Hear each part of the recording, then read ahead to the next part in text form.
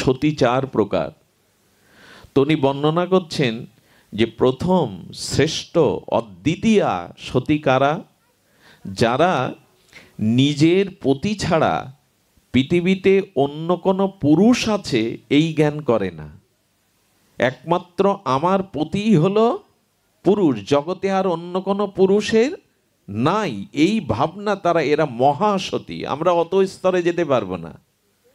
দ্বিতীয় স্তরের সতী হলো যারা নিজের প্রতি পুরুষ জেনেও এটুকু জানে জগতে অন্য পুরুষও আছে, কিন্তু আমার পতি ছাড়া জগতের অন্য পুরুষ আমার কাছে পিতা এবং সন্তানের মতো। আমার মনে পড়ে, দেখুন, এই জগতে মেয়েদের যত ব্রত থাক, যত উপাসনা থাক, যত তীর্থযাত্রা, গঙ্গা স্নান, তীর্থে তীর্থে পরিভ্রমণ থাক, নারীর জীবনে সর্বশ্রেষ্ঠ ধর্ম, ভগবৎ প্রাপ্তির অন্যতম শ্রেষ্ঠ উপায় হলো সতীত্ব। পাতিব্রতা ধর্ম নারীর সর্বশ্রেষ্ঠ ধর্ম, সতীত্বই হলো নারীর জীবনের সর্বশ্রেষ্ঠ ধর্ম। তার দৃষ্টান্ত আমি আপনাদের একটু জানাচ্ছি, যদি মন দিয়ে শোনেন। আমাদের ঋষিদের মধ্যে অন্যতম ছিলেন ঋষি অত্রি। এই অত্রি ঋষির স্ত্রী সহধর্মিণী, ইনি হলেন দেবী অনুসূয়া। দেবী অনুসূয়া অন্যতম শ্রেষ্ঠ এই ধরিত্রীর মহাসতী। শুধু সতী বললে ভুল হবে, মহাসতী। দেখুন, মানুষ এই যে গঙ্গা স্নান করতে যায়, গঙ্গা স্নানে পতিত পাবনী গঙ্গা, সদ্য পাতক নাশিনী গঙ্গা, হরির চরণশ্চ্যুতা গঙ্গা আমাদের পাপ নেয়। যদি গঙ্গার প্রতি শ্রদ্ধা থাকে, গঙ্গার প্রতি যদি আমাদের নিষ্ঠা শ্রদ্ধা থাকে, বিশ্বাস থাকে, তবু গঙ্গায় স্নান করলে পাপ দূর হয়, এটা সত্য। কিন্তু এই যে কলিহত জীব, আমরা মার গঙ্গার বুকে আমাদের পাপগুলো ধুয়ে রেখে আসলাম, তো এই পাপগুলো যে গঙ্গায় থেকে গেল, গঙ্গাই পাপগুলোকে কি করে শোধন করবে? গঙ্গা বলছেন আমাতে যে পাপ রেখে যায় জীব, এই পাপ আমি কি করে শোধন করব? গঙ্গা দেবী তখন এই পাপ শোধনের জন্য গেলেন কোথায় জানেন? মাতা পার্বতী, জগৎমাতা লক্ষ্মী কমলা দেবী এবং ব্রহ্মার ঘরণী দেবী সরস্বতী, তিনজনকে একত্রিত করে বললেন, মা, আমার বুকে কলির জীব যে পাপ রেখে এসছে, এই পাপকে আমি কি করে, এই মলিনতাকে কি করে আমি শুদ্ধ হব, উপায় বলে দাও। তো মাতা পার্বতী, মাতা লক্ষ্মী এবং মাতা সরস্বতী যখন তাকে কি করে পবিত্র হবে এই জ্ঞান দিতে যাবে, উপদেশ দিতে যাবে, সেই মধ্যে দেবর্ষিপাদ নারদ মাধব নারায়ণ বলে উপস্থিত। বলেন, মা, তুমি তো ধরিত্রীতে বহমান, তো তুমি ওই স্বর্গে বৈকুণ্ঠে কেন এসছো, কৈলাসে কেন এসছো? ওই পৃথিবীতে এমন একজন সতী আছে, তুমি তার শরণাপন্ন হলে, তার আশীর্বাদ পেলে তোমার সমস্ত পাপ দূরীভূত হবে, তোমার তো বৈকুণ্ঠে কৈলাসে আসার প্রয়োজন নেই। তখন মা গঙ্গা বললেন, কে তিনি? বললেন, দেবী অনুসূয়া, তার কাছে যাও। একটা অনুরোধ করি, কোনো রমণী বা কোনো মায়েদের সামনে অন্য কোনো মায়ের প্রশংসা করবেন না। কোনো নারীর সামনে অন্য কোনো নারীর যদি প্রশংসা করেন, সহজে মায়েরা মেনে নিতে পারে না। মায়েদের একটা দুর্বলতা আছে। তো যখন যখন সরস্বতী, পার্বতী, লক্ষ্মী এই কথা শুনলো, তাদের অভিমানে কিছুটা আঘাত লাগলো। কি, আমরা সতী শিরোমণি, আমাদের থেকে কিনা নারদ পাঠিয়ে দিচ্ছে জগতের কোন অনুসূয়া সতীর কাছে, সে আমাদের থেকে মহাসতী। ওই যে মায়েদের সামনে অন্য মায়েদের একটু প্রশংসা করলে তো খারাপ লাগবে। তো ওরা কুপিত হয়ে গেল। কুপিত হওয়ার জন্য তখন তারা কি করেছে জানেন? ওই অত্রি ঋষির আশ্রমের পাশে যেসব সরোবর ছিল, জলাশয় ছিল, ঋষিমুনি যেখান থেকে জল নিতেন, ওগুলো শুকিয়ে দিল। লক্ষ্মী দেবী, পার্বতী দেবী, সরস্বতী দেবী মিলে জল ওখান থেকে তুলে নিল। এখন অত্রি ঋষি সমাধিস্থ, ধ্যানস্থ, একটু যখন বাইরে ধ্যান থেকে ভগ্ন হলো, বলছে জল নিয়ে আসো। কোমণ্ডলটা এগিয়ে দিলে দেবী অনুসূয়া একবারও বললেন না যে গৃহে বা আশেপাশে জল? এই দেখুন, স্বামীর কোনো কথা প্রথমত কোনো স্ত্রী লঙ্ঘন বা তর্ক করতে চায় না। জল নেই উনি জানেন, উনি তো সমাধিতে, উনি ধ্যানে আছেন, কিন্তু পাত্রটা নিয়ে বলছেন আমি ব্যবস্থা করছি। না বলবে না, না বলবে না তারা। দেখবেন সংসারে নারীদের উচিত হলো যতক্ষণ যতটুকু সামর্থ্য আছে, না কথাটা সামর্থ্য যতটুকু আছে। আমি একবার ভিজতে ভিজতে এক জায়গায় পাঠে গিয়ে আমি পুরোটাই ভিজে গেছে, তারা অত্যন্ত দরিদ্র। আমি চেয়ে বসছি, মা তোমার ঘরে কোনো ধুতি আছে? হঠাৎ চিন্তা করেই বললেন বাবা আছে, আমি এনে দিচ্ছি। যেটা এনে দিল সেটা ধুতি না, মায়েদের সাদা পেড়ে একটা শাড়ি। কিন্তু বললেন না যে আমার ঘরে বস্ত্র, আমি ভিজে দেখছে সেই শ্বেত বস্ত্র পরেই পাঠ করলাম। চিন্তা করলাম ইনি সাধারণ নয়, না দূরদৃষ্টি অনেক। সব কথাতেই না বলা, তর্ক সৃষ্টি করা, এটা জীবনকে বিষময় করে তোলে। উনি জল নিয়ে তখন গঙ্গাকে স্মরণ করছে, মা পতিদেবতা জল চেয়েছে, একটা করুণা করো, উপায় করো। আর গঙ্গাও তো আসছিলেন ওই সময় দেবী অনুসর দর্শনের জন্য। যেই গঙ্গাকে দেখেছে বলে, মা আমি তো আপনার কাছে আসছি। গঙ্গাকে পেয়ে বুকে জড়িয়ে ধরে বলছে, মা জল নাই, কেন জানি না এখান থেকে জল তত্ত্বই এখান থেকে উঠে গেছে, জল নাই। বললেন মা সামনে ঝর্ণা আছে, আমি ওদিকে দৃষ্টিপাত করছি, ওইখান থেকেই ঝরো ঝরো জল পড়বে, জলটা নিয়ে মণিকে দিন। দেখুন, সৎ কোনো উদ্দেশ্যে যদি আপনি পথে বেরোন, উপায় একটা হবেই হবে। আগের থেকেই যদি না বলে দেন, আগের থেকেই যদি না বলে দেন, চেষ্টা কিছু, পথে তো বেরোন, পথে বের হন। অনেকের মনে ইচ্ছা করে আমি একটা ভাগবত অনুষ্ঠান দেব, ধর্মীয় অনুষ্ঠান দেব, কিন্তু আমার অর্থ নেই। একবার পথে বেরোন, একবার সৎ সংকল্প নিয়ে সংকল্প করুন। কোনো মহৎ কাজ কখনো বেঁধে থাকবে না, কোনো না কোনো উপায় দৈব থেকে কৃপা হতে আপনার কাছে আসবেই। গঙ্গা বাড়ি দিলেন, আর শ্রী গঙ্গা দেবী, দেবী অনুসূয়ার কাছে তিনি কিছুক্ষণ বসে যখন তাদের মধ্যে আলোচনা হলো, আর এই সতীর দর্শনে, সতীর স্পর্শনে, আর দেবীরূপী গঙ্গার ভেতর থেকে কলিযুগের যে জীব আমরা পাপ রেখে আসি, সেটি এই সতীর দর্শনে, সতীর স্পর্শনে গঙ্গা রেখে যাওয়া আমাদের পাপ মলিনতা দূরীভূত হয়ে গেল। গঙ্গা ধন্য ধন্য করে মাকে প্রণাম করে চলে গেলেন, কিন্তু পিছনে ছাড়ল না। দেখুন, মায়েদের মধ্যে নারী জাতি আর এক নারী জাতির প্রতি প্রতিহিংসা পরায়ণ খুব বেশি হয়। প্রতিহিংসাটা ওখানে খুব বেশি হয়। সরস্বতী এবং পার্বতী এবং লক্ষ্মী দেবীর মাথার ঠিক নেই। সতীত্বর উপাধি জগতের একজন নিয়ে নেবে আমরা থাকতে, আমরা পরীক্ষা করবো, এমনি এমনি ছাড়বো না। আরে জল তো পেয়ে গেল গঙ্গার, এবার পরীক্ষা কি করবে জানেন? ভোলানাথকে ডেকেছেন পার্বতী, লক্ষ্মী দেবী নারায়ণকে ডেকেছেন, সরস্বতী ব্রহ্মাকে ডেকেছেন, যাও আমরা সতী থাকতেই জগতের একজন মহাসতীর উপাধি পাবে, এ আমরা সহ্য করতে পারছি না। তবে যদি সত্যিই মহাসতী হয়, ওকে পরীক্ষা দিতে হবে, যাও। কাকে কাকে পাঠাচ্ছেন? ভগবান শঙ্করকে, ব্রহ্মাকে এবং বিষ্ণুকে। আপনারা পরীক্ষা করে আসুন সে মহাসতী কি করে হয়। তিনজন বিবস্ত্র হয়ে, ব্রহ্মা, ভগবান বিষ্ণু এবং ভগবান শঙ্কর বিবস্ত্র হয়ে তারা এসে বলছেন ভিক্ষাং দেহি। অত্রি ঋষি তখন তপস্যায় বসেছে অনতি দূরে জঙ্গলের মধ্যে, আর মাতা অনুসূয়া, দেবী অনুসূয়া ঘরে একা।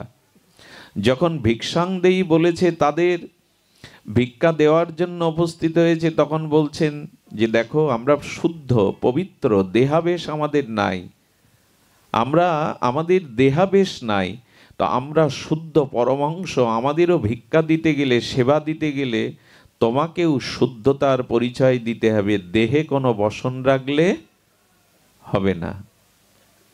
কত বড় পরীক্ষা বলুন তো। ঘরে গিয়ে স্বামীকে স্মরণ করছেন, উপায় বলুন, কৃপা করুন, শক্তি সঞ্চারিত করুন, আমাকে সুবুদ্ধি দিন। তখনই দেবী অনুসূয়া বলছে, হ্যাঁ আমি যদি প্রকৃত পতিপরায়ণা সতীসাধ্যী হই, পতিব্রতা ধর্ম পালন করি, তবে এই মুহূর্তে এই সম্মুখের তিনজন সন্ন্যাসী দুগ্ধপোষ্য শিশু রূপ নিয়ে নিক, দুগ্ধপোষ্য শিশুতে রূপান্তরিত হোক। এ গল্প নয়, এ উপন্যাস নয়, সতীর এই মহাবাক্যে ব্রহ্মা, বিষ্ণু এবং ভগবান শঙ্কর দুগ্ধপোষ্য শিশুতে রূপান্তরিত হয়ে গেলেন। আচ্ছা, দুগ্ধপোষ্য ভূমিষ্ঠজাত শিশুকে কোলে নিতে মায়ের বুকে বস্ত্র লাগে? সন্তানকে কোলে নিতে মায়ের দেহাবেশের অভিমান থাকে? ওদেরকে বুকের স্তন পান করালেন, সেবা দিয়ে দীর্ঘ 6 মাস দোলনা করে খেলা আনন্দ দিয়ে তাদের প্রতিপালন করতে লাগলো। ওই 6 মাস প্রতিপালন করতে গিয়ে কে মাথায় হাত উঠল বৈকুণ্ঠেশ্বরী লক্ষ্মীর, ব্রহ্মণীর এবং পার্বতীর। বলে ফিরে তো এলো না পরীক্ষা করতে গিয়ে। নারদ বলছে কোনোদিনে ফিরবে না, উনি তো যত নষ্টের ঘোড়া। লীলাগুলো বলেন, মা কোনোদিন আর তোমাদের স্বামীকে তোমরা, বলে কেন? বলে যার পরীক্ষা করতে পাঠিয়েছ পালে সে যদি করুণা করে পেতে পারো, নাহলে এ জীবনে আর পাবে না, চলে যাও। 3 জন রমণী বেশ ধরে, কন্যার বেশ ধরে এসে মাকে প্রণাম করেছে। বললেন, মা 6 মাস আগে 3 জন তোমার দুয়ারে পরীক্ষার জন্য এসেছিল, আমাদেরই পতি তারা, তারা কোথায়? বলে, ও তাদের দেখতে এসেছ মেয়ে, ওই দেখো দোলনায় শোয়ানো রয়েছে, যাও। গিয়ে দেখছে যে 3 জন শিশুরূপে, সতীর মহিমা দেখুন, 3 জন দোলনায় শায়িত। চেয়ে চেয়ে বলছে, তোমরা তো সর্বশক্তিমান, তোমরা তো ঈশ্বর, নিজেদের রূপ বদলাতে পারছো না? বলেন, সতীর আজ্ঞার বাইরে ভগবান হলেও আমাদের যাওয়ার শক্তি নাই। সতীকে কি রূপে দেখেছে আমাদের শাস্ত্রগণ দেখুন, তার আজ্ঞার বাইরে যাওয়ার আমাদের সাধ্য নাই। শাস্ত্রে এমনও বলা আছে, যেখানে একজন সতী বাস করে না, ওখানে অনাবৃষ্টি, ফসলহানি, দুর্ভিক্ষ আসে না। যে মাটিতে একজন সতী দাঁড়িয়ে থাকে, ঈশ্বর ওই মাটিটাকেও ধ্বংস করতে চান না, করেন না। এত মহিমা এই সতীত্বের। তো সেখানে কি ঘটেছে, যখন বলছে না তোমরা ওনাদের চরণে নিবেদন করো, লক্ষ্মী এবং আমাদের সরস্বতী মাতা পার্বতী স্বরূপে প্রকাশ হয়ে মায়ের চরণে পড়ে কাঁদছে, বলছেন, মা ওরা আমাদের প্রতিদেবতা, ফিরিয়ে দাও আমাদের কোলে। মা এসেছিল তোমাকে পরীক্ষা করতে, আমরা এই পরীক্ষার জন্য পাঠিয়েছিলাম, কিন্তু মা দেখলাম সত্যিই তুমি মহাসতী, জগৎ পূজিতা, ফিরিয়ে দাও। তো সেই স্বামীদেরকে উনি আবার ওনার প্রতিজ্ঞা তুলে নিয়ে ব্রহ্মা রূপে, বিষ্ণু রূপে, ভগবান শঙ্কর রূপে ফিরিয়ে দিলেন। যখন চলে যাচ্ছে তখন বলছে, দাঁড়াও ভগবান, আমি যে 6 মাস তোমাদের পালন করলাম, মায়ের স্নেহ জানালাম, এখানে বনে ঋষিরা জানলো আমার 3 সন্তান তোমরা, এখন তোমরা বিদায় নিলে আমি ওদের কি জবাব দেব, তারা কোথায় গেল? উপায় তো একটা করবে। তখনই প্রসন্ন হয়ে এই সতীর কোলে ভগবান নিজে সন্তান হওয়ার জন্য বললেন, মা। শঙ্কর বললেন, আমার অংশ থেকে তোমার গর্ভে জন্মাবে দুর্বাসা ঋষি। ভগবান বিষ্ণু বললেন, আমার অংশ থেকে তোমার গর্ভে আসবে ভগবান দত্তাত্রেয়। এবং ব্রহ্মার আশীর্বাদে আর এক ঋষি রূপে এই 3 সন্তান দেবী অনুসয়া পেয়েছিলেন। আশ্চর্য হতে হয়। এই জন্য যে গৃহে একজন সতী সাধ্বী, স্বামী পরায়ণা, স্বামী দুঃখে দুঃখী, স্বামী সুখে সুখী, স্বামী ছাড়া অন্য কোনো পুরুষের কল্পনাও যে মনে আনে না, এ জাতীয় সতী যেখানে আছে, সেখানে দেবদেবীও সেই দুয়ারে গিয়ে আশীর্বাদ করে আসে, দেবদেবীরও স্থান সেখানে হয়।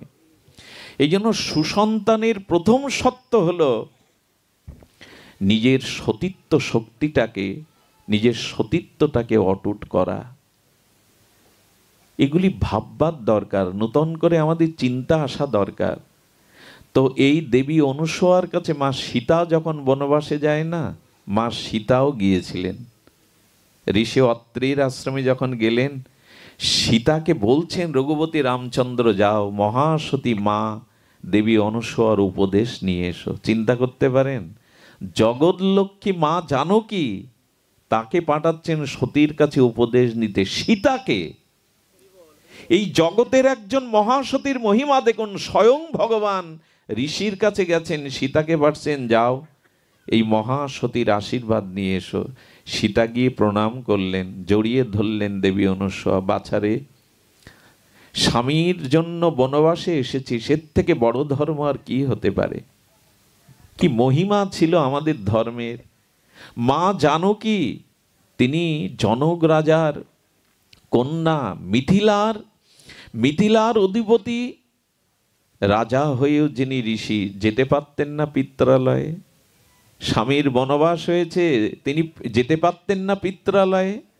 দশরথ সুমন্তকে বলে দিল, আমার রাম যদি বনবাস থেকে নাও ফেরে, সীতাকে নিয়ে এসো, তাহলে আমি প্রাণে বাঁচবো, কারণ রাম সীতা আমার কাছে অভিন্ন। সীতা এলো, আসেনি। এই যে স্বামীর দুঃখকে দুঃখরূপে বরণ করে নেওয়া, এটা সতীর সহধর্মিনী মানেই তো তোমার সব কিছুকেই আমি উজাড় করে নেব। সীতা এক কাপড়েই বেরিয়েছিলেন। যে চরণ কুসুম দিলেও যে চরণ বাজে, সেই কমল চরণ নগ্ন পায়ে সীতা বনবাসে চলেছেন। নিয়ে গিয়েছিল এক কাপড়ে। সন্ন্যাসী হতে গেলে, বৈরাগ্য নিতে গেলে কাপড় দুটো নেয়নি। দেবী অনুসূয়া সীতাকে উপহার স্বরূপ একটা কাপড় দিয়েছিলেন, বস্ত্র। কি বলেছিলেন জানেন? 14টা বছর এই কাপড় পরিধান করলে মলিন হবে না, নষ্ট হবে না, এই দিব্য বস্ত্র আমি তোমাকে দিলাম। সতীর হাতের কোনো দ্রব্য, সে দ্রব্য চিন্ময় হয়। এই বস্ত্র মলিন হবে না, অপবিত্র হবে না। সীতা মা দেবী অনুসূয়ার চরণে বলেছিলেন, মা সতীত্বের উপদেশ আমায় দাও। পাতিব্রতা ধর্ম কাকে বলে, সতী কাকে বলে? খুব ধ্যান দিয়ে শুনুন, বিশেষ করে মায়েদের অনুরোধ করছি করজোরে শুনতে। সেদিন দেবী অনুসূয়া 4 প্রকারের সতীর বর্ণনা করেছিলেন। সতী 4 প্রকার। তিনি বর্ণনা করছেন যে প্রথম শ্রেষ্ঠ অদ্বিতীয়া সতী কারা? যারা নিজের পতি ছাড়া পৃথিবীতে অন্য কোনো পুরুষ আছে এই জ্ঞান করে না। একমাত্র আমার পতিই হলো পুরুষ, জগতে আর অন্য কোনো পুরুষের নাই, এই ভাবনা তারা, এরা মহাসতী। আমরা অত স্তরে যেতে পারবো না। দ্বিতীয় স্তরের সতী হলো যারা নিজের প্রতি পুরুষ জেনেও এটুকু জানে জগতে অন্য পুরুষও আছে, কিন্তু আমার পতি ছাড়া জগতের অন্য পুরুষ আমার কাছে পিতা এবং সন্তানের মতো। এরা দ্বিতীয় স্তরের সতী, বুঝতে পারছেন?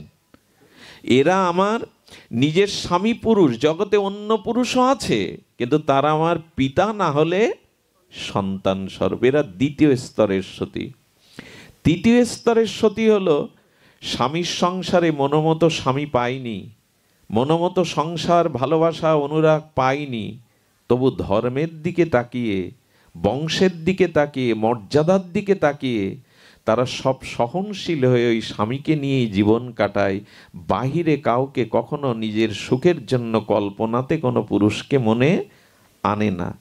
হ্যাঁ, দুঃখ আসে, বেদনা আসে, হতাশা আসে, এমন কেন পেয়েছি, কিন্তু ধর্মে এবং নিজের পরিণতি, পরকালের কথা ভেবে, বংশের মর্যাদার কথা ভেবে তারা অন্য পুরুষে মন দেয় না। একে নিয়ে এই দুঃখ কষ্ট সহ্য করে জীবনটা কাটিয়ে দেয়।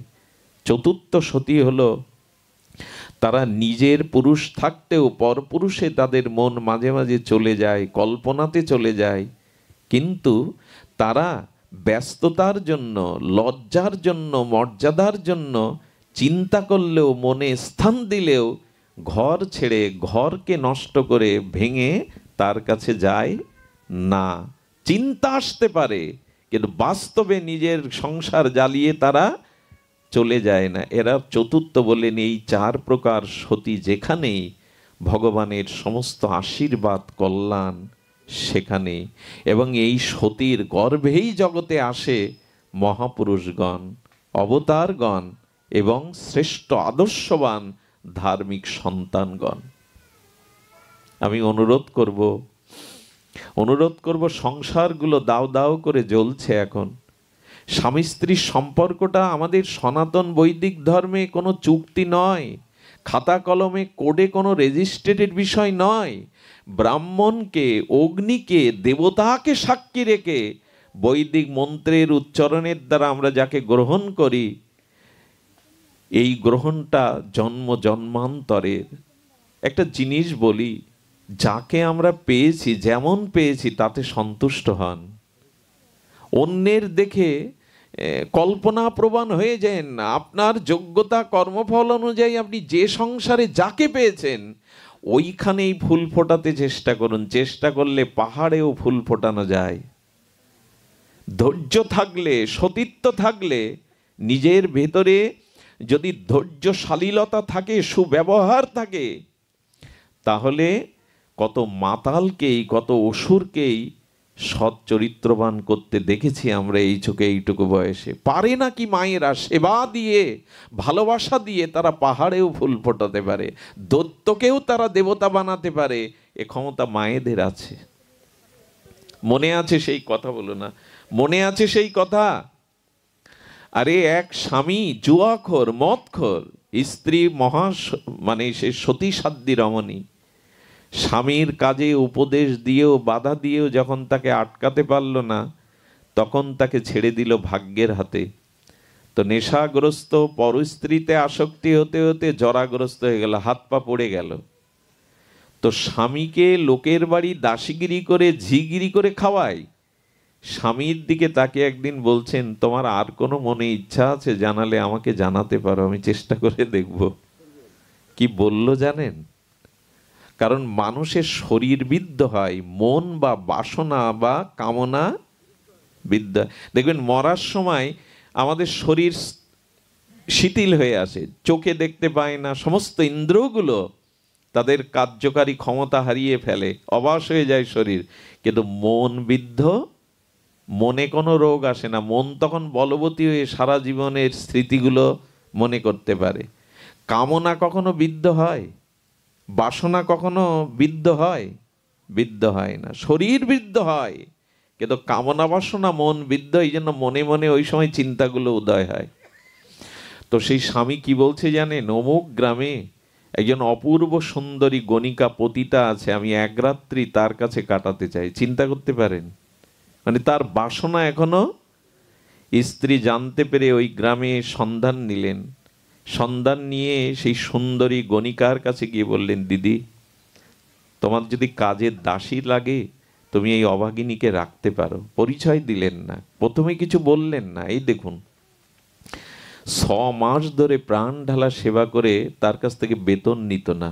আমি চাইলে আমি প্রয়োজন হলে চেয়ে নেব দিদি। 6 মাস পরে বলছে, তোমার মতো মানুষ কি হয়?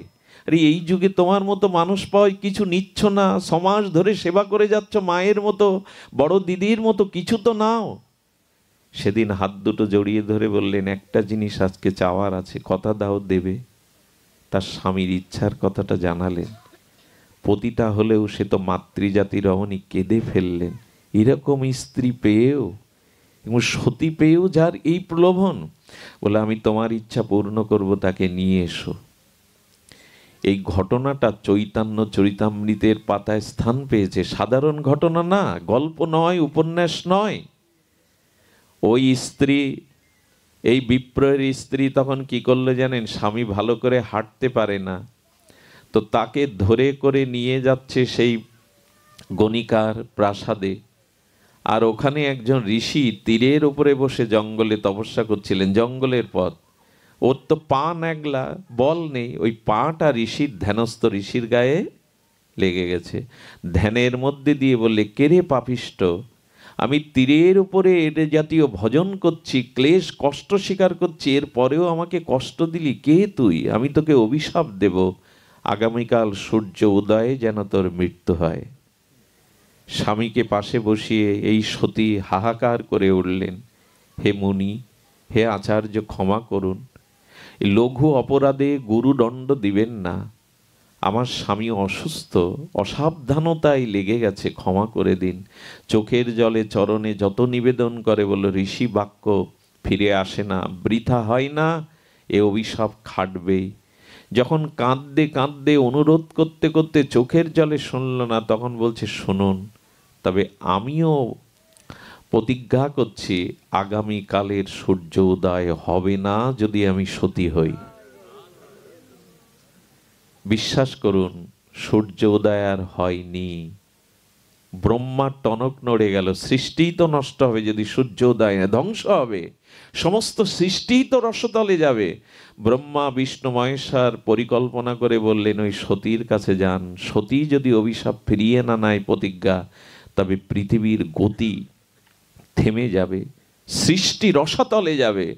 ব্রহ্মা এসে বলছেন মা তোর প্রতিজ্ঞা ফিরিয়ে নে, না হলে সৃষ্টি আর রক্ষা করা যাবে না। আমি প্রজাপতি ব্রহ্মা। বলেন ব্রহ্মা পিতামহ, আপনি যেমন আপনার সৃষ্টি বাঁচানোর জন্য আমার কাছে এসেছেন, তেমন আমার সৃষ্টি, আমার সম্পদ তো আমার স্বামী, যদি সে না বাঁচে আমার সৃষ্টিও তো ধ্বংস হবে। আমি ফিরিয়ে নিতে পারবো। মা একটা উপায় আমরা করছি, কিছুক্ষণের জন্য তোর প্রতিজ্ঞা তুলে নে, কথা দিচ্ছি তোর স্বামীকে নীরোগ করে, তোর স্বামীকে সুস্থ করে তোর হাতে ফিরিয়ে দেব। সতী দেখলেন সৃষ্টির কল্যাণে আমার এই কথা মেনে নেওয়া উচিত, প্রতিজ্ঞা তুলে নিলেন। সূর্য তখন মধ্য গগনে। চিন্তা করা যায় সতী বাক্যের কি মহিমা। মধ্য গগনে সেই সূর্য। সঙ্গে সঙ্গে আবার যখন সব কিছু সৃষ্টির ক্রম স্বাভাবিক হলো, ব্রহ্মা তখন তার স্বামীকে সুস্থ করে আর তাকে চির যৌবনময় সুস্থ সুন্দর করে ফিরিয়ে দিল। ইচ্ছা তো ছিল, সেই গণিকার ঘরে যখন নিয়ে গেল, গণিকা কি করেছে জানেন? ঘটনাটা মন দিন। গণিকা করেছে কি, একটা রূপোর গ্লাসের মধ্যে ইউরিন মানে মূত্র রেখেছে, আর একটা জরাজীর্ণ মাটির পাত্রের মধ্যে শুদ্ধ পানীয় জল রেখেছে। এখন ও তো কষ্ট করে গেছে, স্বামীর সামনে যেই জল পিপাসা লেগেছে, বলছে একটু জল চাই। পিপাসার যখন এনেছেন, আচ্ছা কোনটা নেব আমরা? দেখুন এই যে একটু আগে বাইরের সৌন্দর্যের কথা বলছিল না, রূপের সৌন্দর্য, নিজেকে প্রসাধনী দিয়ে নিজেকে সুন্দর করা। আচ্ছা বলুন তো, মাটির পাত্রে যদি শুদ্ধ জল থাকে সেটা নেবেন, না সোনার পাত্রে যদি মদ থাকে সেটা নেবেন? পিপাসা লাগলে মাটির পাত্রে যে শুদ্ধ পানীয় জল, শীতল জল, এটা নেবেন, না সোনার পাত্রে যদি মদ থাকে সেটা নেবেন? মাটির পাত্রে জলই নিয়ে। বাইরের সৌন্দর্য নয়, বেশি দিন থাকে না, বেশি দিন এর দ্বারা জগতে নিজের স্থান করে নেওয়া যায় না। ভেতরের সৌন্দর্যই সৌন্দর্য। বৃন্দাবনে গিয়ে দেখেছি, যারা 30-40 বছর কোনো মায়েরা ওখানে ভজন করছে, তাদের দিকে তাকানো যায় না, তাদের জ্যোতিতে দেখলেই মাথাটা নত হয়ে যায় তাদের চরণে। কি তাদের ভেতরের শুদ্ধতা, নাম ভজনের তেজ তাদের মধ্যে। সৌন্দর্য কি বাইরে হয়? বাইরে হয় না। নিজের ভেতরটা যদি মর্যাদা, গুরুজনকে যারা শ্রদ্ধা করে, যারা জগতে অন্যের অকল্যাণ চিন্তা করে না, অসৎ চিন্তা করে না, ভগবানের নাম রূপ লীলা ভাবনা করে, তাদের ভেতরের সৌন্দর্যটা বাইরে ঠিকরে আসে জ্যোতিরূপে। দেখলেই মাথা নত হয়, দেখলেই তাদের মা বলতে ইচ্ছা করে। সৌন্দর্য বাইরে সাজিয়ে গুজিয়ে হয় না, ওগুলো মেকি, নকল। নকল দিয়ে, কপটতা দিয়ে কিছু হয় না। সৌন্দর্যটা ভেতরের। এটা আজকে আমরা ভুলে গেছি। বাইরের সৌন্দর্যে আমরা মনোমুগ্ধকার করে, ঘরে গিয়ে দেখুন সব দেহকে সাজাবার কত কি, পায়ের নখ থেকে মাথার চুল পর্যন্ত দেহ সাজাবার সব কিছু রয়েছে, কিন্তু ভেতরটা সুন্দর করার কোনো প্রসাধনী ওখানে নেই। এই জন্য তো হরি কথা, এই জন্য তো সাধু সঙ্গ, এই জন্য তো গীতা ভাগবতের বাণী, এটা ভেতরকে সুন্দর করে দেয়। সেগুলি আমরা মাখতে, গ্রহণ করতে, ঘরে রাখতে চাই না। ঘরে সব প্রসাধনী, নিজেকে সাজাবার জায়গা। কিন্তু যখন গেল তখন সোনার গ্লাস ধরেছে। ওই যে সোনার গ্লাসে কি রাখার, উপর গ্লাসে ইউরিন, মূত্র। যেই ধরেছে এই গণিকা সুন্দরী বলছে দাঁড়াও, দাঁড়াও মূর্খ, হ্যাঁ তুমি কি জানো এই রূপার গ্লাসে আছে ইউরিন, মূত্র, যেটা পানের যোগ্য না, স্পর্শের যোগ্য না। আর এই জরাজ এই মাটির পাত্রে আছে পানীয় জল। সঙ্গে সঙ্গে ওটা ছেড়ে দিয়ে তখন জল নিতে গেছে।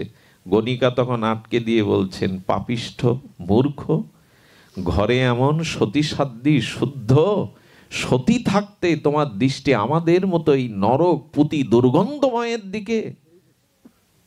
তখনই ওনার জ্ঞান ফিরল এবং এই সতী স্বামীকে নিয়েই সাধনায় ব্রতী হলো। মেয়েদের জীবনে সফলতা কোথায় জানেন? স্বামীকে যদি ভগবানমুখী করে একসাথে ভজন করা যায়, এর থেকে বড় তপস্যার কিছু নাই।